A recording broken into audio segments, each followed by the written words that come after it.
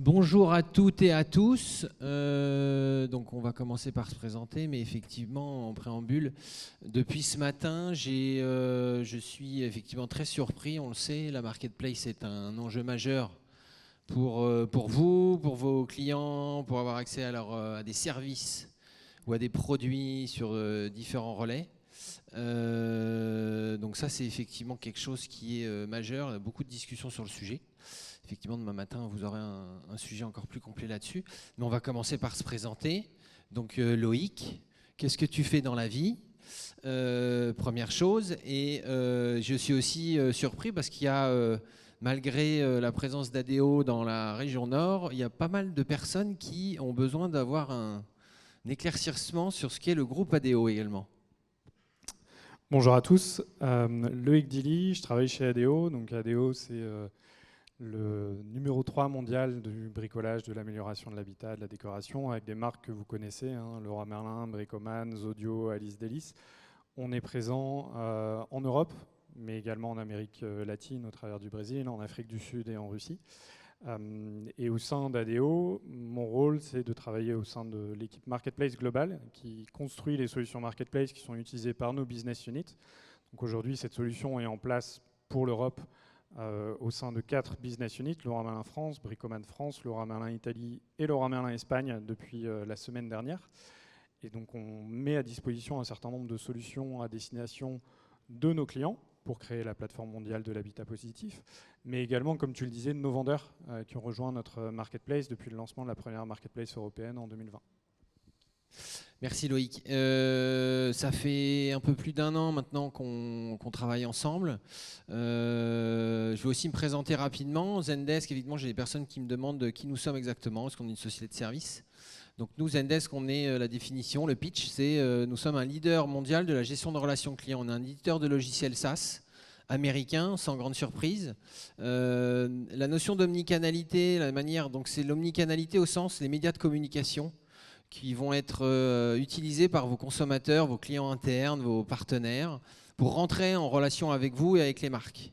Donc ces canaux de communication, ce sont le mail, le formulaire, le téléphone, le messaging, le WhatsApp, le Facebook, tous ces canaux digitaux maintenant hyper innovants, la synchrone, le SMS, etc. Et la capacité, donc effectivement il y a le multicanal, et beaucoup de clients disent « oui, mais on est déjà omnicanal ». Non, vous êtes peut-être plus multicanal dans la mesure où vous avez les canaux de communication, mais sur des plateformes différentes. Donc Zendesk a cette capacité à collecter l'ensemble des conversations que vous allez avoir avec vos clients, internes ou externes, et de les mettre à disposition de vos équipes en un endroit unique. On va juste travailler sur 3 piliers. Le business, le premier, c'est faciliter la vie de vos clients.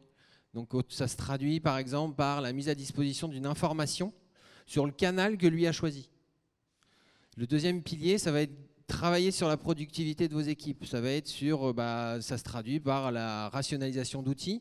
On est juste, nous, là, on a juste la modestie d'être un expert de la gestion de relations clients. Par contre, on n'est pas un référentiel client unique, on n'est pas un CRM de vente, on n'est pas un logiciel de e-commerce. Par contre, on a cette capacité d'ouverture technologique à fournir ces informations à vos call centers ou à vos collaborateurs en magasin. On a de plus en plus ce business case-là de mettre à disposition ces canaux digitaux dans les magasins directement. Il faut être attentif sur la conduite du changement. J'en ai aussi beaucoup parlé ce matin avec certains d'entre vous. Et le troisième pilier, c'est savoir s'intégrer dans votre entreprise et rendre compte de ce que un centre de service client, un CX département rend comme service à l'ensemble soit de ses clients, mais aussi de pouvoir rendre compte de son activité en interne. Donc effectivement, là, on parle de basculer d'un centre de coût à un centre de profit. Voilà qui nous sommes brièvement, mais on va maintenant continuer à discuter avec Loïc. Effectivement, donc je disais, ça fait un peu plus d'1 an qu'on travaille ensemble. Quels sont les enjeux auxquels tu as dû répondre il y a 1 an et demi, 2 ans? Et dans quel contexte, comment le choix de Zendesk s'est fait par rapport à ces enjeux? Donc effectivement, on a commencé à travailler sur une solution de gestion de support de nos vendeurs 1 an après le lancement de la première marketplace, parce qu'on devait répondre à des problématiques de croissance assez fortes en termes de recrutement de vendeurs et en termes de problématiques d'accompagnement. notamment parce que un des piliers de la marketplace d'ADO, c'est pas uniquement d'avoir une excellente expérience client, mais également une excellente expérience de nos vendeurs, puisqu'on est dans un environnement qui est quand même assez concurrentiel. On parlait tout à l'heure de coût d'acquisition de clients, il y a un coût d'acquisition de vendeurs aussi, et l'objectif pour nous, c'est de les fidéliser et de faire en sorte qu'ils préfèrent travailler avec nous que certains de nos concurrents. Et donc pour répondre à cette problématique qui était double, à la fois de gérer le scale en nombre de vendeurs et en nombre de requêtes qu'on pouvait avoir, tout en maintenant une relation de qualité, le choix s'est porté sur la mise à disposition d'un outil qui nous permettait de répondre à plusieurs enjeux. La première partie, c'était de mutualiser et de capitaliser sur la connaissance qu'on avait en interne, qu'on avait acquise au cours d'une année avec l'ensemble des account managers qu'on avait en BU, sur les principaux problèmes, les différentes questions qu'on pouvait avoir de la part des vendeurs, et travailler sur ces sujets-là par le biais de la fonctionnalité qui est présente dans Zendesk de Knowledge Center. Donc, le premier enjeu pour nous, ça a été de mettre en place cette base de connaissances en multilingue, puisque nos vendeurs viennent de partout en Europe, à la fois pour nos équipes en interne, puisqu'on a très vite aussi commencé à travailler, à ouvrir d'autres business units avec des équipes en Italie, par exemple. Et donc l'enjeu pour nous, ça a été de mettre à profit l'ensemble de la connaissance qui était dispersée un peu partout, dans un outil qui était simple d'accès à la fois en interne, mais également en externe pour nos vendeurs. Le deuxième aspect, ça a été de travailler sur l'automatisation et notamment sur la gestion des différentes requêtes qui pouvaient arriver de la part des vendeurs. Jusqu'à présent, on traitait ça de manière plutôt manuelle, via des emails qui passaient via les account managers. Donc on n'avait pas forcément de visibilité sur les principales problématiques de nos vendeurs, sur la volumétrie et sur ce qu'on pouvait optimiser. Donc on a mis en place quelques mois après la partie support, donc d'abord par email, mais également en intégrant Zendesk directement dans les outils qui sont disponibles pour nos vendeurs pour pouvoir traiter les différentes demandes. Très bien. Et en termes de retour, que ce soit un retour vendeur, que ce soit un retour des business units, que ce soit un retour que ce soit au niveau de satisfaction, au niveau génération de revenus additionnels, comment ça a été défini et ensuite monitoré? La première étape, c'est déjà que ça nous a permis d'avoir une connaissance du volume qu'on avait à traiter. Puisqu'auparavant, tout passait par email et donc on n'avait pas forcément une bonne perception des enjeux et du volume de requêtes et ou de problèmes, parce qu'on gérait plutôt le support niveau 1. Et donc la première mesure qu'on a mise en place, c'est le volume de demande à la fois en interne et en externe, ce qui nous permet en termes de retour sur investissement derrière, par exemple sur les requêtes qu'on peut avoir en interne, de travailler sur l'enablement des équipes et donc de mettre en place des formations pour pouvoir traiter les sujets les plus fréquents. D'un point de vue vendeur, comme on mesure la satisfaction, notamment avec le CSAT qui est intégré directement dans Zendesk, ça nous permet de fixer des objectifs à la fois en termes de satisfaction, mais également pour atteindre cette satisfaction en termes de SLA pour les délais de réponse et les temps de traitement qu'on a sur les problèmes des vendeurs. Donc aujourd'hui, en dépit de l'augmentation de la volumétrie des requêtes qu'on peut avoir, parce qu'on recrute toutes les semaines des nouveaux vendeurs et on a des millions de SKU qui sont disponibles au travers de nos vendeurs, on parvient à maintenir un niveau de satisfaction qui est très très élevé de la part de nos vendeurs. On est à plus de 90% sur le CSAT et également un temps de réponse qui est maîtrisé, c'est-à-dire que la plupart des premières réponses qu'on fait à nos vendeurs sont sous les 24 heures. Est-ce qu'il y a aussi quelque chose qui est mis en place pour l'onboarding de ces nouveaux vendeurs? Comme tu le dis, il y en a, tu peux peut-être rappeler nous mentionner le nombre de vendeurs qui arrivent tous les mois ou tous les semestres ou tous les quarters, et de savoir s'il y a des choses qui ont été mises à disposition pour justement faciliter cet onboarding de ces nouveaux vendeurs.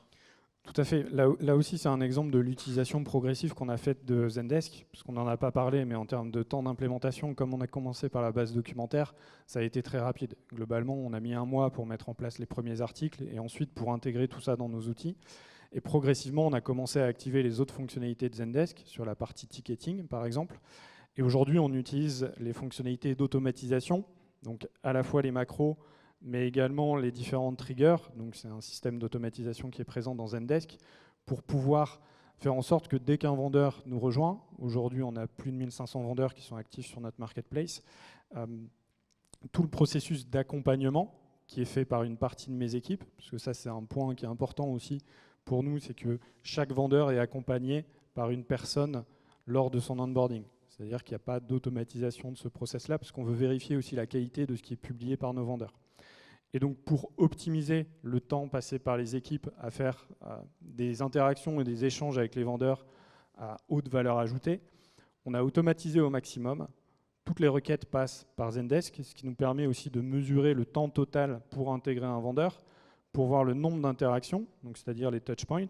L'objectif pour nous, c'est de maintenir le maximum de requêtes en touchpoint unique. C'est-à-dire qu'aujourd'hui, sur les requêtes en dehors de l'intégration des vendeurs, on est plutôt aux alentours de 80% des sujets qui sont clôturés en une seule interaction. Et l'objectif, c'était de capitaliser aussi sur la partie base de connaissances. Donc, on monitore les recherches qui sont faites sur la base de connaissances pour pouvoir continuellement améliorer et développer l'autonomie des vendeurs. Donc, on a pour objectif d'avoir moins de 10% des requêtes qui sont sans réponse sur la base documentaire. Et pour l'instant, on le tient, toujours en multilingue. Et l'objectif, c'est aussi de faire en sorte que la plupart des interactions qui sont faites avec les vendeurs utilisent aussi à la fois la base de connaissances interne, mais la base de connaissances externe également, pour faire en sorte que le vendeur soit progressivement de plus en plus autonome dans l'utilisation de nos outils et dans la résolution de ses problèmes. C'est pour ça qu'on a une intégration qui est assez forte entre la partie ticketing et la partie base de connaissances. Et on utilise aussi beaucoup la partie Explore pour justement analyser beaucoup plus en détail les différents éléments qu'on peut optimiser dans la relation qu'on a avec les vendeurs. Okay. Explore, c'est le module de reporting, de dashboard, de business intelligence. Moi, effectivement, ce que j'aime bien retenir, c'est que ce que j'ai l'habitude de dire, c'est que le matin, quand on se lève, l'objectif, c'est « Oh, tiens, si je passais un coup de fil au support client de ma marque préférée », ça, personne n'en a envie. Et c'est effectivement, comme Loïc l'a fait avec ses vendeurs, de pouvoir leur fournir l'information. Eux, ils ne veulent pas forcément discuter avec quelqu'un. Là, on est dans une relation B2B en plus. C'est d'avoir cette information. Donc effectivement, l'énergie a été mise très tôt, dès le début, sur la mise à disposition de la connaissance. Parce que la connaissance, on a l'habitude de dire, si elle n'est pas déjà formalisée dans une base de connaissances où les articles ne sont pas écrits, ils sont moins dans la tête des gens.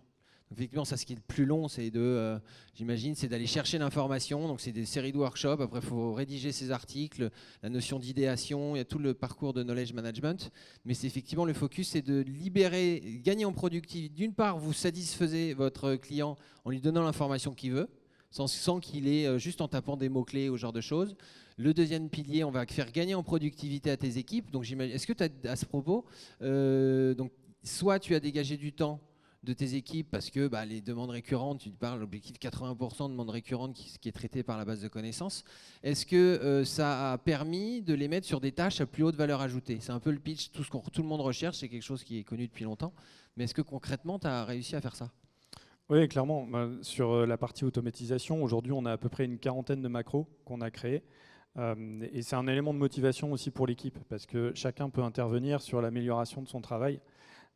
Et aujourd'hui, ça leur dégage du temps aussi pour travailler sur des sujets de documentation un peu plus profonds et un peu plus avancés, mais également pour mettre en place, par exemple, des webinars en direct avec les vendeurs, chose qu'on ne faisait pas avant, et donc mettre un peu plus d'interactivité aussi, et passer plus de temps à avoir des discussions avec les vendeurs sur des problèmes de fond que de répondre à des problématiques de « j'ai oublié mon mot de passe » ou « je ne sais pas comment remplir cette case ». Ok, donc on a 1 minute 30, c'est largement suffisant.